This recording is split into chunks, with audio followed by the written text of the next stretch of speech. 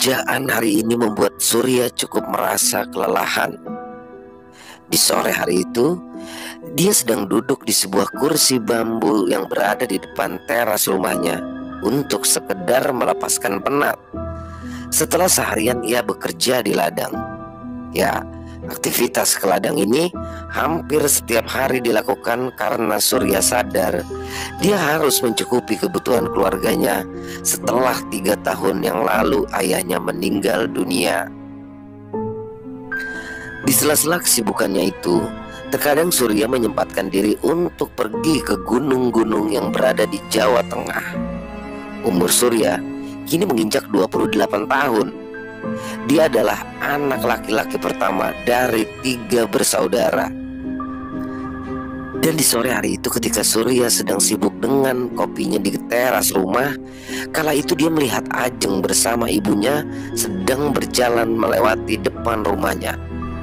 Sepertinya mereka berdua baru saja pulang dari musola, karena terlihat keduanya kala itu mengenakan mukena dan membawa sejadah.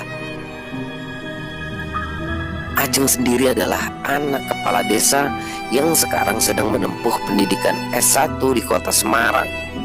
Karena rumah mereka berdekatan sejak kecil, mereka pun akhirnya berteman meskipun umur Ajeng selang 4 tahun dengan Surya.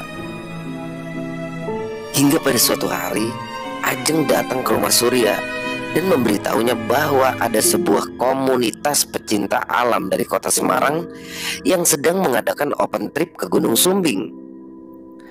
Ajeng pun memberitahu Surya dengan tujuan ia ingin mengajak Surya ikut serta dalam acara open trip itu. Dan mendengar kabar dari Ajeng, Surya pun merasa heran, sejak kapan Ajeng suka dengan kegiatan pendakian? Karena setahu Surya, Ajeng ini bukanlah tipe orang yang suka dengan kegiatan alam seperti ini. "Tumben kamu suka dengan kegiatan pendakian?" tanya Surya. "Iya nih mas, teman-teman kampus banyak yang ikut, ya jadi aku pengen ikut deh."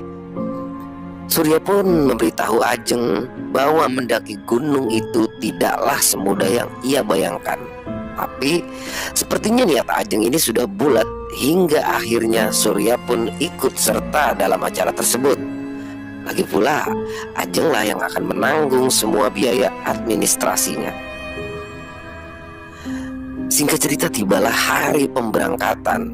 Surya dan Ajeng berangkat dari rumah menuju ke titik kumpul di Desa Butuh. Dan sesampainya di titik kumpul, kala itu terlihat pesertanya lumayan banyak. Diperkirakan ada sekitar 40 peserta yang kala itu sudah berada di titik kumpul. Sambil menunggu peserta lain yang belum datang, Surya pun berkenalan dengan peserta lain yang diantaranya adalah teman-teman kampusnya Ajeng. Terlihat admin kala itu sedang sibuk dengan handphonenya. Ya, sepertinya dia sedang sibuk untuk menghubungi peserta yang memang mungkin belum datang. Dan setelah 30 menit lamanya kami menunggu, akhirnya peserta pun sudah berkumpul. Kemudian kita pun berangkat menuju ke base camp Gunung Sumbing. Sesampainya di base camp, ternyata juga sudah ada peserta lain yang sudah tiba terlebih dahulu dan menunggu mereka. Kemudian admin pun mengurus pendaftaran. Kala itu kurang lebih ada sekitar 50-an peserta yang ikut. Surya pun kala itu tidak bisa memastikan ada berapa pastinya, karena memang dia tidak sempat menghitungnya satu persatu. Dan 30 menit kemudian, akhirnya admin pun selesai mengurus pendaftaran dan meminta semua peserta untuk berkumpul dan membagi grup. Dari semua peserta dibagi menjadi 6 grup. Surya dan Ajeng mendapat grup 4 yang berjumlah 10 orang. Yang setengah dari grup tersebut adalah teman-teman kampusnya Ajeng. Surya pun dipilih sebagai ketua grup oleh admin karena menurut admin, Surya ini orang yang lebih tahu tentang gunung ini. Dan setelah grup pun terbagi semua, mereka lalu beristirahat sambil packing sekalian menunggu habis waktu isya. Dan disitulah Surya mengobrol dengan salah satu admin untuk berkenalan dan saling berbagi pengalaman mendaki masing-masing. Dia adalah Mas Nanang, asalnya dari Jogja. Setelah cukup beristirahat, satu persatu grup pun memulai perjalanan. Perjalanan dimulai dari grup 1, disusul grup 2, dan seterusnya. Di grup 4, Surya ini berjalan di paling depan sebagai leader, disusul dengan 4 orang cowok, 4 cewek, dan 2 cowok lagi di barisan belakang. Untuk Ajeng, dia berjalan di barisan nomor 7. Setelah sekitar 1 jam berjalan, sampailah mereka akhirnya di pos 1. Sesampainya di pos 1, sebagian grup berhenti untuk sekedar istirahat, termasuk grup 4 yang kala itu dipimpin oleh Surya. Dan ketika sedang berhenti di situ untuk beristirahat, Surya pun kala itu berkata kepada Ajeng, "Dek Ajeng, nanti kalau butuh apa-apa, saya panggil aja ya dari belakang." Dengan keadaan yang masih fit, Ajeng pun mengiyakan perkataan Surya. Dan setelah kurang lebih 30 menit mereka beristirahat, grup yang dipimpin Surya pun akhirnya melanjutkan perjalanan dan masih menyisakan 2 grup lain di pos 1. Beruntungnya, waktu itu cuaca tidak ada tanda-tanda akan hujan. Hanya terlihat sedikit berkabut, ya, tapi itu tidak mengganggu perjalanan mereka. Setelah pos 1, jalur pun mulai masuk ke batas hutan, dan jalan yang mereka lewati masih berupa makadam yang sebagian sudah tersusun semacam anak tangga. Ini adalah kondisi jalan yang paling tidak disukai Surya, karena menurutnya itu sangatlah menguras tenaga. Hingga beberapa kali Surya pun berhenti untuk mengatur nafas. Sambil berjalan, Surya menunduk karena baginya berjalan sambil menunduk itu terasa lebih nyaman. Dan ketika Surya berjalan sambil menunduk itu, dia mendengar suara langkah kaki orang lain yang kala itu sangat terasa berjalan di depannya. Mendengarkan hal itu spontan, Surya pun menoleh ke depan, tapi tidak terlihat ada orang di depannya. Dan ketika pandangan Surya sudah menghadap ke depan, suara langkah kaki yang tadinya terdengar itu sudah tidak terdengar lagi. Dari sinilah Surya mulai merasakan ada sesuatu yang janggal. Dalam hati dia pun bertanya, siapa tadi yang terdengar berjalan di depan? Lalu ia pun menoleh ke belakang. Siapa tahu tadi ada salah satu dari anggotanya yang tanpa sadar berjalan mendahuluinya. Tapi terlihat di belakang jumlah anggotanya masih utuh 9 orang. Berarti tidak ada orang lain yang mendahuluinya, tapi yang terdengar tadi suara siapa? Surya pun mencoba mengabaikan itu semua. Dia menganggap jika tadi dia salah dengar. Dia pun kembali fokus ke jalur yang dilewatinya. Beberapa menit kemudian, sudut tikungan pos 2 pun terlihat. Surya mempercepat jalannya sedikit, meninggalkan mereka yang berjalan di belakangnya hingga sampailah dia di pos 2. Sesampai di pos 2, dia pun berteriak memberikan semangat kepada anggota grupnya. Ayo, semangat, kita sudah sampai di pos 2. Malam itu di pos 2 ada grup 3 yang sudah tiba terlebih dahulu. Dan malam itu terlihat waktu sudah menunjukkan jam 10:30 malam. Dan sesampainya semua di pos 2, mereka pun memutuskan untuk beristirahat, ya, untuk sekedar melemaskan otot kaki. Surya pun mencoba menghampiri Ajeng yang waktu itu terduduk di anak tangga yang tersusun dari kayu. Surya pun menanyakan keadaannya, tapi sepertinya Ajeng masih kuat untuk melanjutkan perjalanan ini. Setelah kurang lebih 20 menit beristirahat, akhirnya mereka pun melanjutkan perjalanan lagi, meninggalkan satu grup yang masih nyaman dengan istirahatnya. Surya pun meminta pada mereka semua agar tidak saling berjauhan, karena mulai dari pos 2 ini jalur mulai melipir tebing, tapi memang tidak terlalu menanjak. Dan sambil berjalan, seringkali Surya bilang kepada anggotanya, kalau ada yang capek, bilang ya, jangan diam, bilang saja, tidak usah malu-malu. Dan tidak lama setelah itu mereka pun melewati sebuah sungai kecil yang dijembatani kayu. Jadi mereka pun harus sangat berhati-hati melewati jembatan itu. Meskipun jembatannya itu tidak panjang, tapi sangat licin. Ya, jika saja salah injak, bisa-bisa terpleset. Surya pun berjalan dulu melewati jembatan kayu itu, kemudian ia berhenti di ujung dan membiarkan yang lain melewatinya satu persatu. Nah, ketika ia membiarkan yang lain melewati jembatan itu satu persatu, dia mulai merasakan ada yang aneh dengan salah satu anggota wanitanya. Ketika satu persatu mereka melewati jembatan itu, sekilas Surya melihat ada satu pendaki wanita yang sepertinya asing baginya.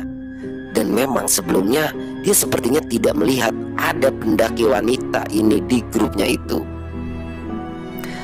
Dan setelah semuanya sudah berhasil melewati jembatan, Surya pun kembali mengambil posisi paling depan. Dan sesekali dia pun memperhatikan satu pendaki wanita yang terasa asing itu. Dan ternyata benar, itu memanglah pendaki lain.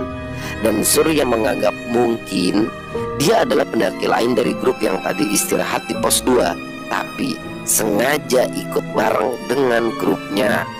Dan sesampainya Surya di posisi paling depan lagi, mereka pun akhirnya lanjut berjalan hingga tibalah mereka di sebuah sungai lagi.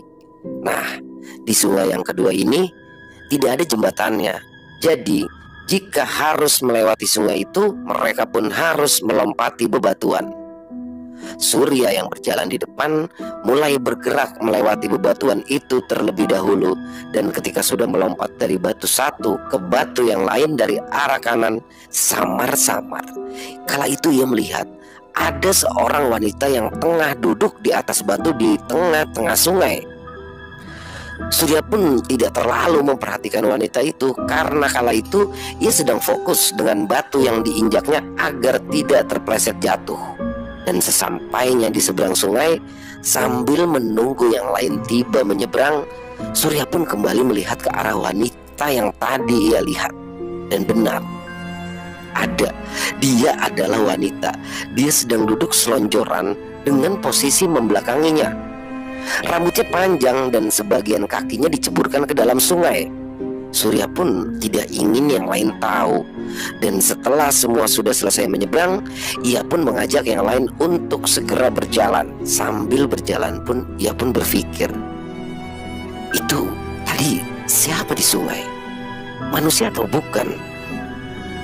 Surya pun mencoba mengabaikan hal itu hingga singkat cerita sampailah mereka semua di pos 3. Sesampainya di situ, terlihat juga beberapa grup lain yang sedang beristirahat dan ada juga bahkan yang sudah mendirikan tenda untuk bermalam. Di pos 3 itu, Surya pun menghitung kembali jumlah anggotanya untuk memastikan mereka semua aman. Dan setelah dihitung, ternyata mereka semua ada 10 orang termasuk Surya. Melihat hal itu, Surya pun terkejut karena seingat Surya, tadi ada satu pendaki wanita lain yang ikut dengan rombongannya. Tapi sekarang dia tidak melihat lagi keberadaan pendaki wanita itu. Ia pun bertanya kepada Ajeng, "Maaf deh Ajeng, tadi satu wanita lain yang bareng kita kemana ya?" "Wanita lain? Yang mana mas? Perasaan dari tadi kita cuma ini aja kok," jawab Ajeng yang memang tidak tahu tentang apa yang ditanyakan Surya. Dan mendengar penjelasan dari Ajeng, Surya pun terheran. Padahal jelas tadi dia melihat dengan jelas pendaki wanita itu ikut berjalan bersama grupnya ini. Surya pun mengalihkan pertanyaannya dengan menanyakan kondisi Ajeng karena memang dia tidak ingin yang lain memikirkan apa yang berada dalam pikirannya. Sambil beristirahat di pos 3, Surya pun mulai bertanya-tanya tentang kejanggalan yang sudah dialaminya selama perjalanan menuju ke pos 3 tadi. Mulai dari suara langkah kaki yang tidak terlihat, pendaki wanita yang ikut berjalan bersamanya, dan sosok wanita yang duduk di tengah sungai. Setelah dirasa cukup beristirahat, Surya pun bertanya kepada anggota grupnya, apakah mau lanjut ke pos 4 atau diputuskan untuk camp di sini saja. Dan ternyata mereka semua memutuskan untuk lanjut berjalan sampai dengan ke pos 4 saja, dengan alasan agar besok summitnya tidak jauh-jauh. Jadi summit di sini adalah perjalanan mencapai puncak ya. Perjalanan itu pun kembali dilanjutkan dengan posisi yang sama, yaitu Surya berada di posisi paling depan. Di perjalanan menuju ke pos 4, Surya pun masih terus kepikiran tentang wanita itu. Tapi ya sudahlah, kalau memang dia bukan manusia, semoga saja tidak mengganggu perjalanannya malam ini. Di pertengahan jalan menuju ke pos 4, sayup-sayup Surya mendengar ada suara gong yang dipukul 1 kali hingga memecahkan konsentrasinya yang waktu itu sedang fokus ke jalan yang dia lewati.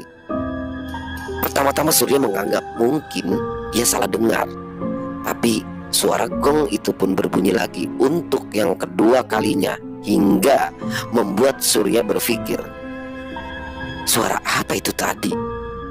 Apa di bawah sedang ada orang yang hajatan? Dan setelah bunyi kedua terdengar sambil berjalan, Surya mencoba memasang telinganya lebih tajam untuk kembali mendengarkan suara itu. Dan ternyata benar, suara gong itu berbunyi lagi untuk yang ketiga kalinya. Dan suaranya itu berasal dari arah lembah. Seketika itu bulu kuduk Surya pun berdiri. Dan di saat yang bersamaan, tiba-tiba Ajeng yang tadinya berjalan di barisan nomor 7 tiba-tiba saja berpindah persis ke belakang Surya dengan raut wajah yang seperti ketakutan. Melihat hal itu pun Surya mencoba bertanya, "Ya Ajeng, kenapa?" Ajeng hanya menggelengkan kepala dengan tatapan ke bawah sambil berjalan. Semua mata anggota kala itu tertuju kepada Ajeng dan Surya. Dan karena tidak ingin membuat semuanya panik, Surya pun berusaha menetralisirkan situasi. Jalannya jangan jauh-jauh ya. Ayo, semangat, sebentar lagi sampai kok, ucap Surya dilanjutkan dengan memegang tangan Ajeng. Sebenarnya Surya ingin menanyakan apa yang terjadi pada Ajeng, tapi menurutnya sekarang ini waktunya belum tepat. Maka ia pun menyimpan semua pertanyaannya itu untuk nanti menunggu waktu yang pas untuk menanyakan. Perjalanan pun masih berlanjut. Terlihat kala itu Ajeng sudah lebih tenang dari sebelumnya. Entah dia sudah merasa tenang atau masih ketakutan. Dan hingga akhirnya sampailah mereka di pos 4 pada pukul 00.30 dini hari. Terlihat Mas Nanang sedang menunggu semua peserta di sebelah tendanya. Sesampainya di situ pun mereka akhirnya mendirikan tenda yang dibawa masing-masing untuk segera bermalam di pos 4 ini. Terlihat sebagian pendaki lainnya sudah beristirahat di dalam tendanya masing-masing, dan sebagian lagi masih sibuk memasak makanan. Dan setelah tenda sudah berdiri, Surya pun langsung menemui Mas Nanang untuk memberitahunya kalau grup 3 sudah sampai di pos 4. Surya pun kembali ke tenda yang sudah ia dirikan tadi, dan kala itu terlihat Ajeng sedang duduk di dalam tenda Surya dengan posisi jongkok menempelkan dagunya di atas lutut. Melihat keberadaan Ajeng di situ, Surya pun mulai bertanya, "Loh, di Ajeng kok di sini?" Aku tidur di sini sama kamu ya, Mas." "Lah, kenapa? Memangnya kenapa di tenda kamu sendiri, Dek?" Aku takut, Mas. Tadi ketika di jalan, aku melihat wanita yang seperti sinden." Dan mendengarkan hal itu, Surya pun segera menutup pintu tendanya dan lanjut bertanya kepada Ajeng, "Sinden? Sindennya seperti apa, Dek?"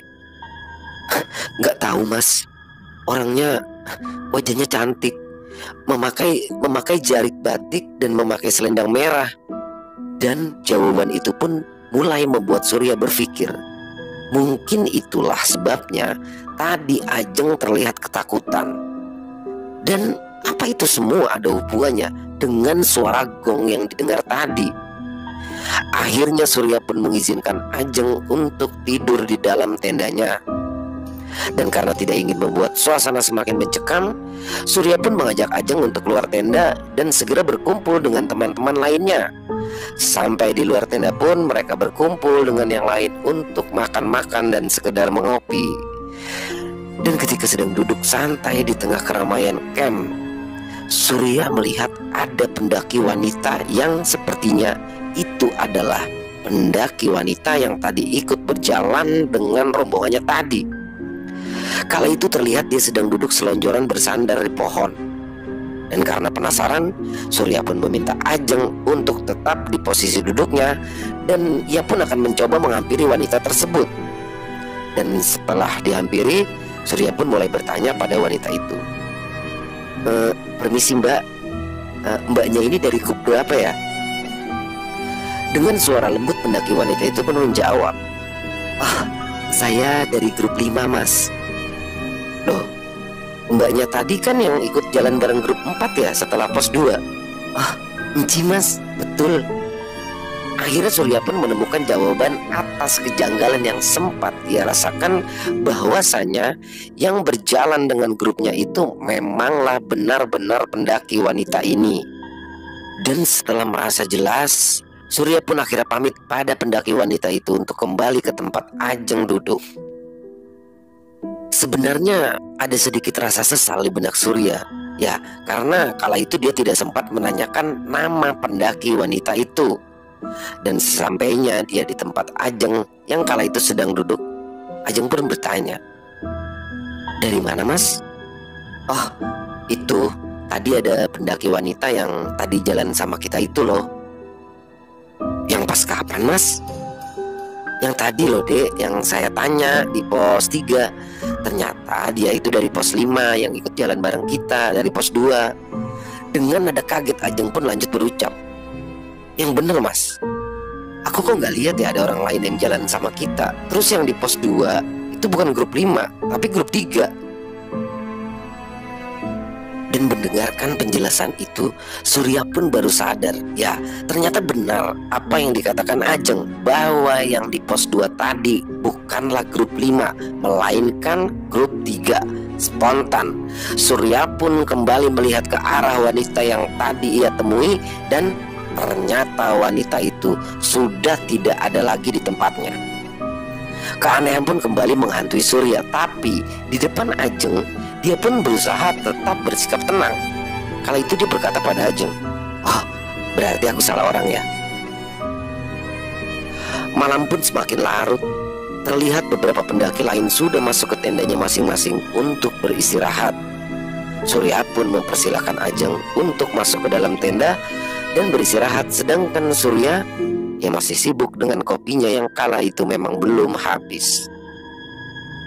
Dan ketika Surya hendak menghabiskan kopi terakhirnya, ia pun tiba-tiba tersentak karena sayup-sayup ia pun mendengar lagi suara gong yang sama persis seperti yang didengarnya tadi.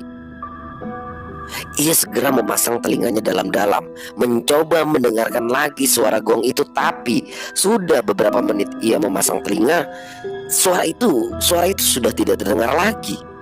Dan di saat yang bersamaan, terlihatlah pendaki wanita yang tadi ditemui Surya sedang berjalan di antara tenda pendaki lain. Ia pun segera melupakan suara gong yang tadi didengarnya dan segera menghampiri wanita itu untuk mencari tahu keanehan yang sebenarnya memang sudah ia rasakan. Dan sesampainya di tempat wanita itu, Surya pun dipersilakan duduk, hingga akhirnya mereka duduk berdua di sebelah api unggun yang tadinya dibuat pendaki lain. Percakapan pun berlangsung antara Surya dan pendaki wanita itu, mulai dari berkenalan, bertanya tempat tinggal dan kesibukan masing-masing. Tapi yang tujuannya Surya ini ingin mencari tahu tentang keanehan yang dirasakan itu pun hilang begitu saja. Kala itu bagi Surya itu semua sudah tidak penting setelah mengetahui nama dan tempat tinggal wanita itu. Namanya adalah Rani. Begitulah Surya menyebutnya. Raut wajahnya mengeluarkan aura yang bersinar. Dia benar-benar wanita yang sangat anggun.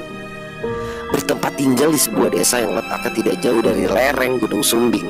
Ternyata percakapan mereka berdua bisa membuat hati Surya luluh dengan keanggunan Rani, hingga ia pun mempunyai niat untuk mengenal Rani lebih dalam lagi. Dikarenakan malam pun semakin larut, Surya akhirnya mempersilahkan Rani untuk beristirahat. Begitupun dengan Surya, dia pun kembali ke dalam tendanya untuk beristirahat. Dan sesampainya di dalam tenda, Surya pun merebahkan badannya di sebelah Ajeng yang kala itu sudah tidur pula sambil terus memikirkan Rani sebelum dia tidur. Aku baru kenal sama Rani, tapi kenapa tiba-tiba hatiku merasa cocok? Hingga pagi hari pun tiba. Pagi itu terdengar suara berisik dari pendaki lain dari luar tenda yang sudah bangun terlebih dahulu. Dan mendengar itu, Surya pun lekas-lekas membangunkan Ajeng yang masih tertidur dengan pulasnya. Pagi ini cuaca cukup berkabut, hingga semua pemandangan tidak dapat dilihat, tapi beruntungnya tidak turun hujan. Terlihat beberapa pendaki lain sedang bersiap-siap dan ada juga yang sudah pergi meninggalkan tenda untuk summit ke puncak. Surya pun sedang berdiri di depan tenda memperhatikan mereka dan tentu saja dia sedang mencari Rani. Tapi begitu Rani tidak terlihat, entah belum bangun atau mungkin sudah berjalan summit. Dan ketika sedang fokus mencari keberadaan Rani, tiba-tiba terdengar suara Mas Nanang yang berteriak kepada Surya. "Mas Surya nggak summit?" Iya mas, ini mau siap-siap summit." Surya pun mendekati Mas Nanang dan mencoba menanyakan anggotanya apakah ada yang bernama Rani. Mas, anggotanya ada yang bernama Rani nggak?" "Waduh, nggak ngerti aku mas. Data peserta semuanya di bawah Doni. Memangnya kenapa Mas Surya?" Jawab Mas Nanang. "Ya, Doni adalah salah satu admin dalam open trip kali ini dan pagi itu Doni pun sudah berjalan summit bersama sebagian peserta." Setelah cukup bercakap-cakap, Surya pun kembali ke tenda untuk sarapan dan mempersiapkan perbekalan yang akan dibawa summit ke puncak. Sesampainya dia di tenda, terlihat kala itu Ajeng sedang duduk dalam posisi bersila dengan sleeping bag yang masih menutupi badannya. Surya pun mengajak Ajeng untuk sarapan agar mengisi tenaga sebelum summit ke puncak. Lalu tiba-tiba Ajeng berkata pada Surya, "Mas, aku kok habis mimpinya nggak enak mas." "Loh, mimpi apa dek?" Aku ketemu wanita yang aku ceritakan tadi malam, tapi Mas Surya ada di situ." Untuk mimpinya ini cukup panjang. Intinya, di dalam mimpi itu Ajeng sedang berada di sebuah desa dan melihat wanita itu yang sedang menari di sebuah pertunjukan khas Jawa dengan musik gending yang mengiringinya. Mendengarkan hal itu, Surya pun tidak terlalu memikirkan. Dia lalu meminta pada Ajeng untuk mengabaikan saja dan menganggapnya sebagai buah tidur. Dan tepat pukul 8 pagi, Surya dan Ajeng pun mulai meninggalkan tenda untuk berjalan menuju ke puncak. Dengan kondisi yang masih berkabut, seringkali mereka menyapa pendaki lain yang waktu itu sudah berjalan turun. Kira-kira di pertengahan jalan menuju ke puncak, di sela-sela kabut yang tebal, Surya kala itu melihat ada satu orang yang sedang duduk seorang diri. Melihat hal itu pun Surya mengajak Ajeng untuk sedikit mempercepat jalannya dan akan menghampiri pendaki itu untuk diajak jalan bareng. Sesampainya di sana, Surya pun merasa kaget. Ya, ternyata pendaki itu adalah Rani. Kala itu dia sedang duduk selonjoran dengan kain merah yang melilit di lehernya, menambah keanggunan dirinya di mata Surya. Surya pun bertanya, kenapa dia berada di sini sendirian di saat yang bersamaan Ajeng mencubit pinggangnya Surya seakan dia ingin mengatakan sesuatu tapi tidak ingin diketahui Rani. Gak apa-apa mas, aku sedang nunggu temanku yang masih di bawah." Lalu Ajeng pun mengajak Surya untuk cepat-cepat kembali melanjutkan perjalanan dengan alasan teman kampusnya sudah menunggu di atas. Surya pun meminta maaf kepada Rani karena ia tidak bisa menemani Rani menunggu temannya untuk menuruti permintaan Ajeng kala itu. Di sisi lain, Surya seperti paham dengan maksud Ajeng yang sepertinya ingin mengatakan sesuatu tapi tidak di sini. Dan dengan senang hati Rani pun mempersilahkan mereka berdua untuk berjalan terlebih dulu. Setelah cukup jauh berjalan meninggalkan Rani, barulah Ajeng berkata, Mas Surya kenal anak tadi?" "Oh Baru kenal semalam di camp. Memangnya kenapa? Dia itu Dia itu mirip wanita yang aku ceritakan ke kamu. Ah, yang benar kamu, Dek. Iya, Mas. Dia mirip sekali. Mirip sekali dengan wanita yang ada dalam mimpiku semalam. Dan dia juga membawa selendang merah itu. Ah, yang benar. Dia itu namanya Rani. Semalam aku banyak ngobrol loh sama dia. Ya ampun, Mas. Beneran. Dan mendengar penjelasan dari Ajeng, muncullah sedikit pertanyaan dalam benak Surya tentang sosok Rani. Dan hingga sampailah mereka di puncak sejati Gunung Sumbing. Sesampainya di sana, kabut kala itu masih menyelimuti seluruh puncak hingga mereka tidak dapat menikmati pemandangan bagus yang mereka inginkan. Pantas saja tadi mereka sering menjumpai beberapa pendaki yang sudah turun, mungkin karena keadaan puncak yang seperti ini. Di puncak pun Ajeng berkumpul dengan teman-teman kampusnya untuk mengabadikan momen bersamanya. Dan di saat yang bersamaan, Surya pun berjalan berkeliling puncak untuk menikmati suasana yang ada. Lalu dari arah bawah kala itu, dia pun melihat Rani yang sedang berjalan seorang diri menuju ke arah puncak. Dan melihat itu, Surya pun segera menghampirinya walaupun harus berjalan sedikit turun. Sesampainya di tempat Rani, dia pun berkata, "Loh, Mbak Rani, teman-temannya kemana?"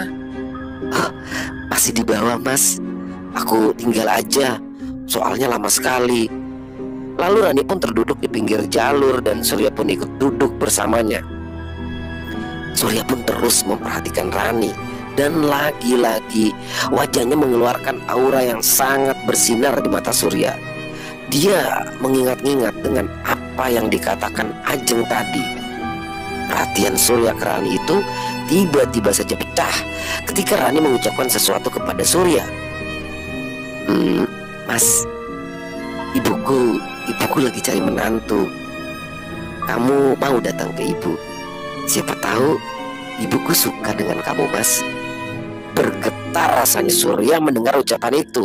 Rasanya apa yang baru diucapkan Rani itu seperti tidak nyata. Lalu Surya pun menjawab, "Loh, Mbak Rani ini kan orangnya cantik. Apa iya tidak punya calon? Soalnya, Mas, untuk urusan menantu, ibuku ini orangnya pilih-pilih, Mas. Tapi aku ini bukan orang kaya loh, Mbak. Aku ini hanya bekerja di sawah peninggalan ayah." "Oh, bukan kaya yang diinginkan ibu, tapi yang bisa tanggung jawab dan mau tinggal di rumah." Surya pun yakin kalau Rani ada perasaan dengannya kala itu, karena kalau tidak, dia pun tidak mungkin akan berkata seperti ini kepadanya. Surya pun lalu menanyakan tempat tinggal Rani. Dan memang kalau ada waktu, dia pun bersedia datang ke rumahnya. Tapi Rani kala itu tidak memberitahu tempat pastinya. Dia hanya mengatakan kalau dia tinggal di sebuah desa yang letaknya tidak jauh dari lereng Gunung Sumbing. Dan Rani juga berkata, jika Surya ingin datang, tanyakan nama Rani pada penduduk desa, maka dia pun akan tahu di mana Rani tinggal. Surya mulai berpikir, baginya Rani adalah orang yang menjaga baik-baik kepribadiannya, dan perkataan dari Rani itu Surya menganggap ini adalah sebuah tantangan. Ya, mengingat umur Surya yang sekarang sudah mulai menginjak 28 tahun, dia pun berniat untuk datang ke rumahnya Rani nanti setelah pendakian ini. Tapi tidak lama kemudian terdengar suara Ajeng berteriak dari atas memanggil-manggil Surya untuk mengajaknya turun. Surya pun mengajak Rani untuk ikut ke atas, tapi kala itu dia memilih untuk tetap duduk di sini untuk menunggu teman-temannya. Dan Surya pun tidak ingin memaksa. Akhirnya dia pun berpamitan pada Rani untuk kembali ke atas dan membiarkan Rani berada tetap di situ. Dan sesampainya kembali di atas, Ajeng pun langsung bertanya kepada Surya, "Mas, kamu di sana ngapain?" "Oh, itu ada anak yang ketemu kita pas naik tadi.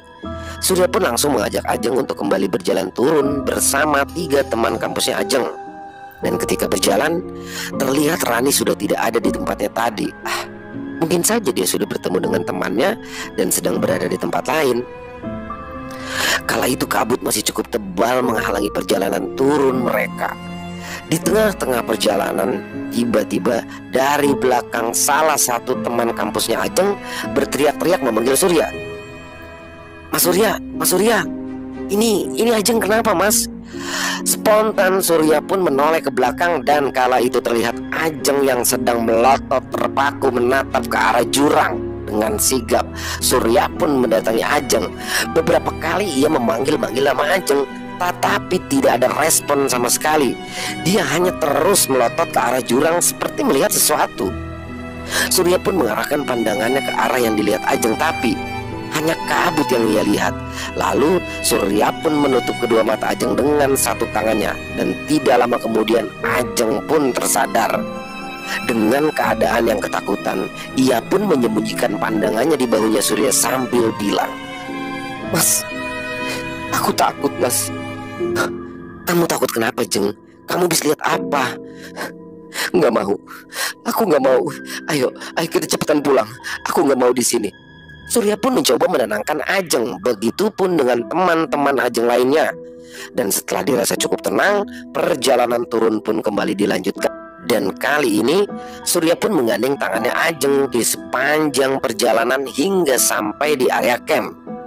Niat Surya kala itu ingin langsung bertanya kepada Ajeng tentang apa yang dilihatnya tadi, tapi untuk saat ini dia pun hanya memilih menyimpan pertanyaan itu untuk ditanyakan di rumahnya nanti.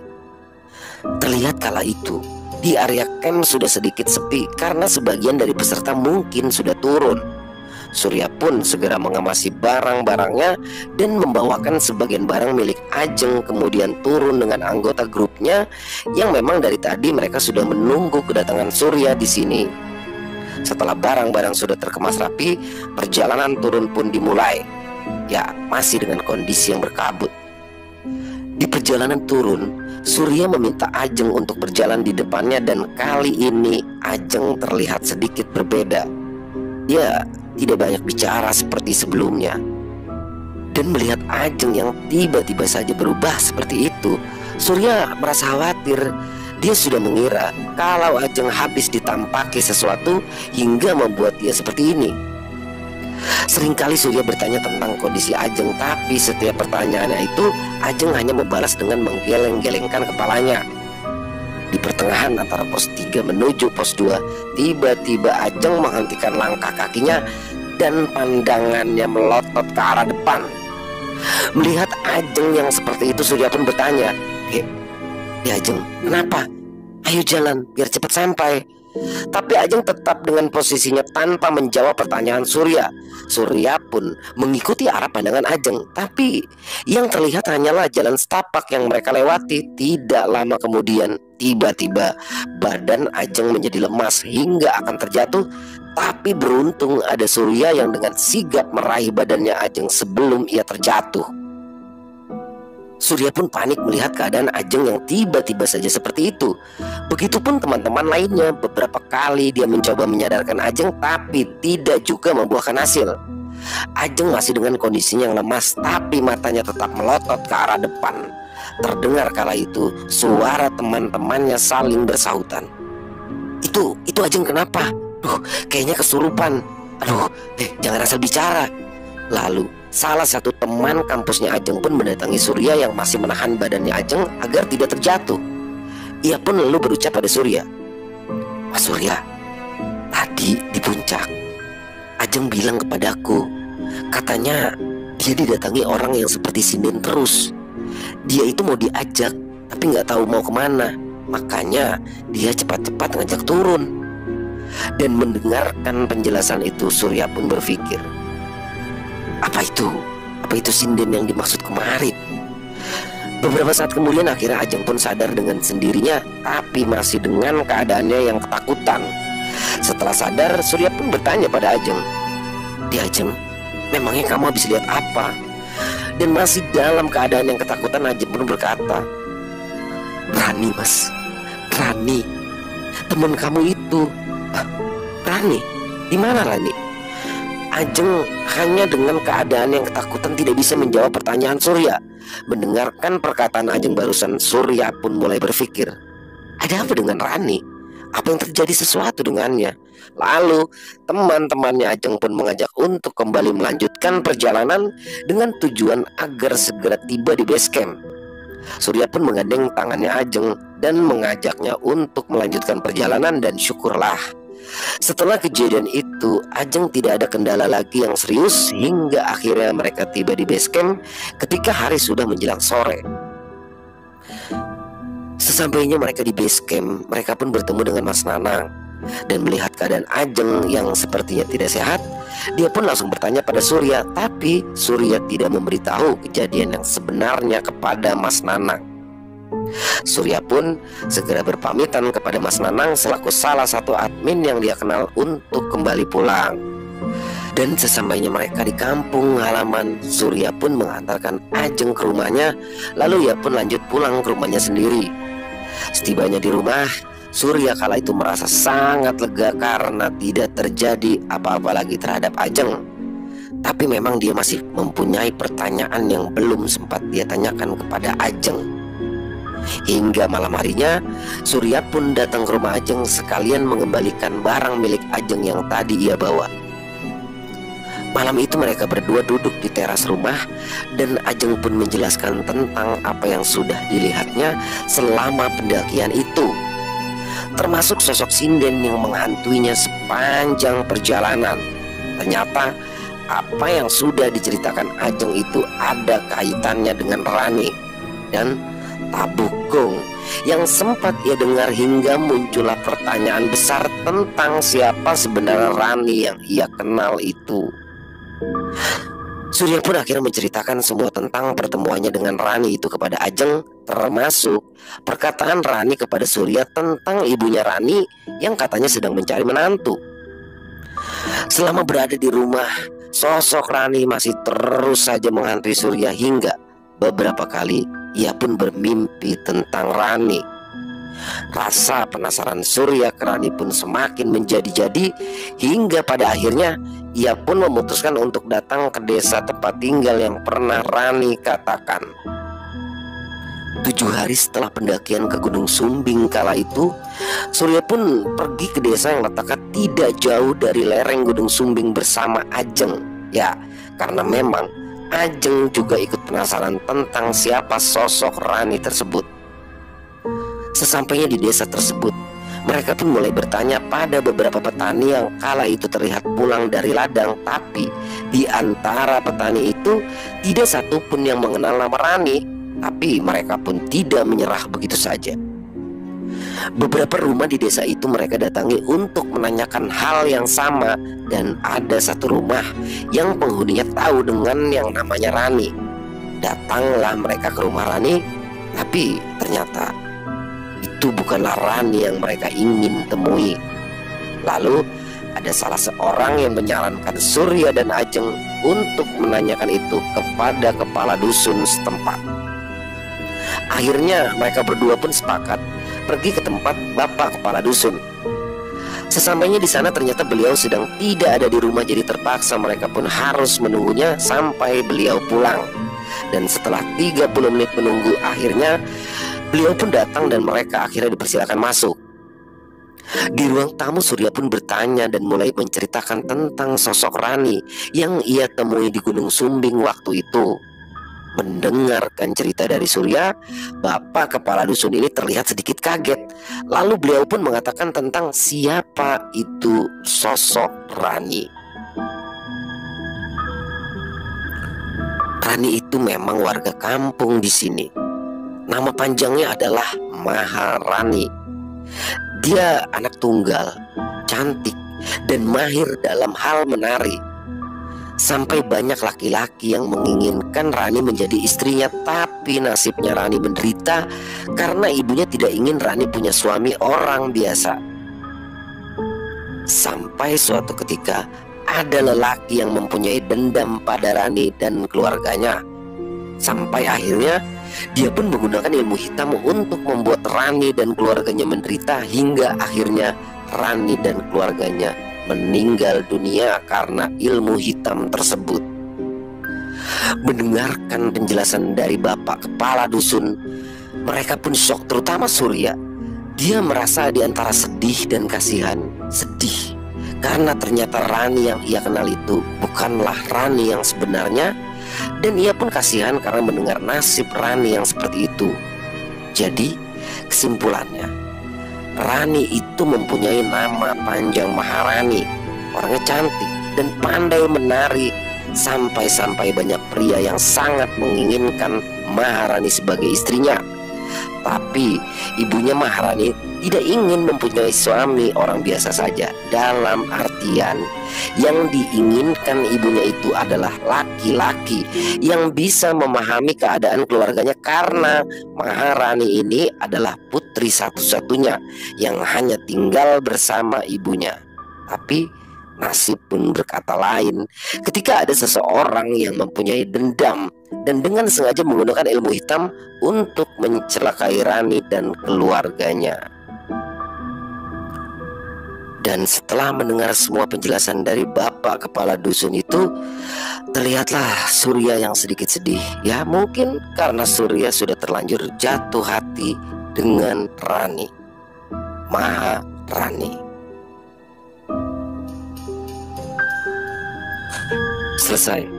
Yaitu dia tadi teman-teman ceritanya. Jadi sudah lama ya kita tidak menceritakan tentang pendakian. Dan semoga cerita tadi bisa menghibur semua teman-teman di rumah, khususnya para pecinta horor. Dan mari seperti biasa kita ambil hal baik dan buang yang buruk-buruknya. Jadi kejadian-kejadian janggal, kejadian-kejadian mistis ini memang sering kali terjadi di atas gunung sana.